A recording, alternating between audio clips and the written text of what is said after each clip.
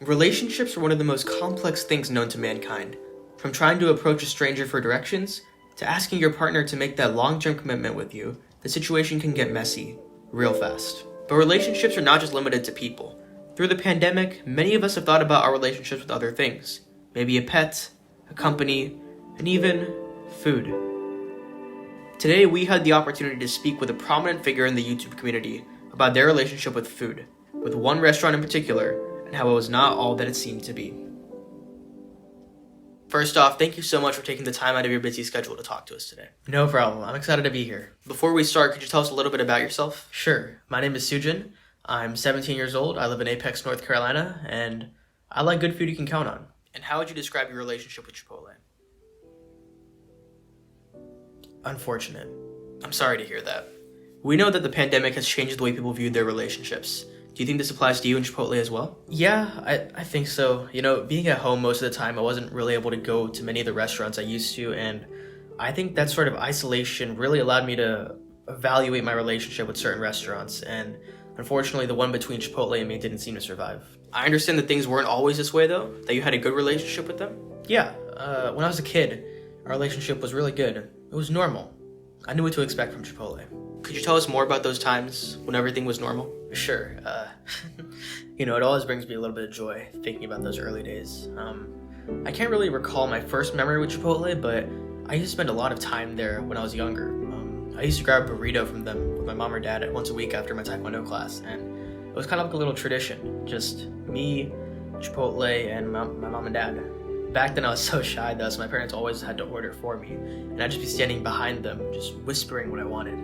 But then eventually I grew out of that shyness and talked on my own, and I think that's really when my relationship with Chipotle started.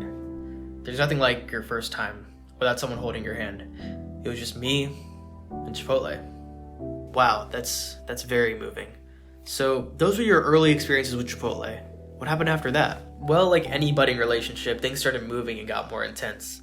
As a young teenager, I was able to start going to Chipotle on my own, so our interactions became even more personal. I'd also go there with my friends from time to time, as we were finally able to hang out on our own. And after some time, they started getting bored. They wanted to try out new places to eat at, but of course, my heart was always set on Chipotle. And during this early adolescent time, I'm sure you heard about Chipotle's food safety issues, namely the E. coli incident of 2014. Any comments on that? Everyone always wants to ask me about that, and honestly, I don't think Chipotle did it. I know they've had a few missteps here and there, but nothing on this level.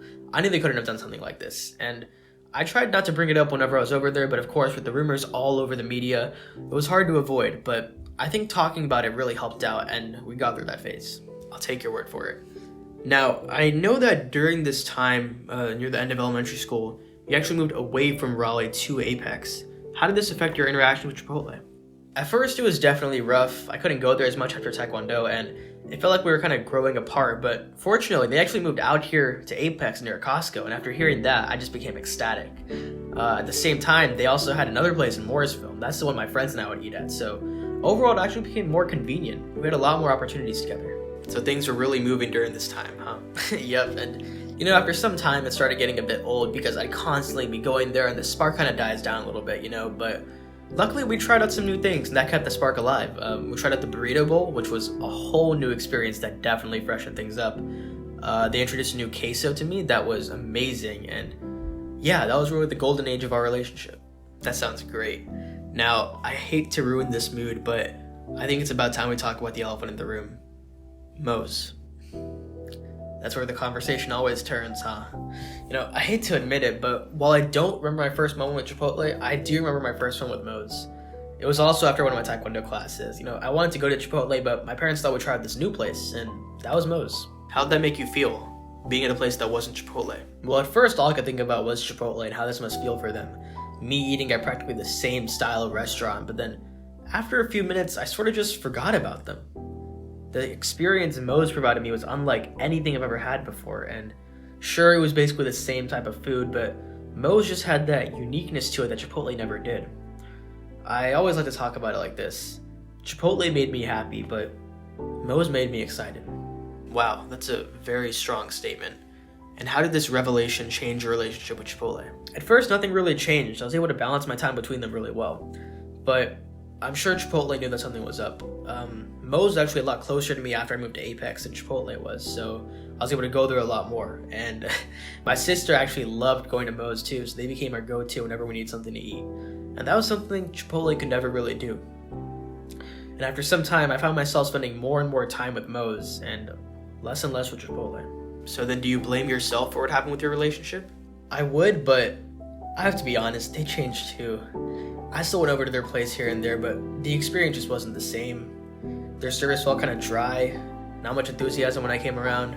The atmosphere felt so clinical compared to Moe's. The burritos and bowls just got boring after some time. Nothing exciting. And then just a few weeks ago, they charged me 95 cents extra for guacamole I didn't even order. I'm sorry, it's just difficult thinking about how things went south so fast. I need to take a break. I need to walk away for a second. I'm sorry. You're fine. Take your time. I don't know if I can keep talking about this anymore. Hey, it's okay. Look, they're almost done, and it's really good that you're putting this out in the open. We'll just finish this up and then head to Moe's afterward, okay? Yeah, okay. Let's finish this up. I'm so sorry about that. I just needed a moment to just take a breath, but I'm good to go now. No worries. We'll wrap up soon. Just a couple of closing questions, if that's fine with you. Yeah, of course. After everything that's happened, do you think you'll ever make up with Chipotle? We were both at fault for what happened, so it'll definitely take some humility from both sides to work it out again, but yeah, I hope that things will be fine in the future. And finally, is there anything you want to say just to close things off? Relationships are hard. They take time. You need to understand both parties' interests and goals, but don't hold yourself back from new experiences. Sometimes the queso is just too good.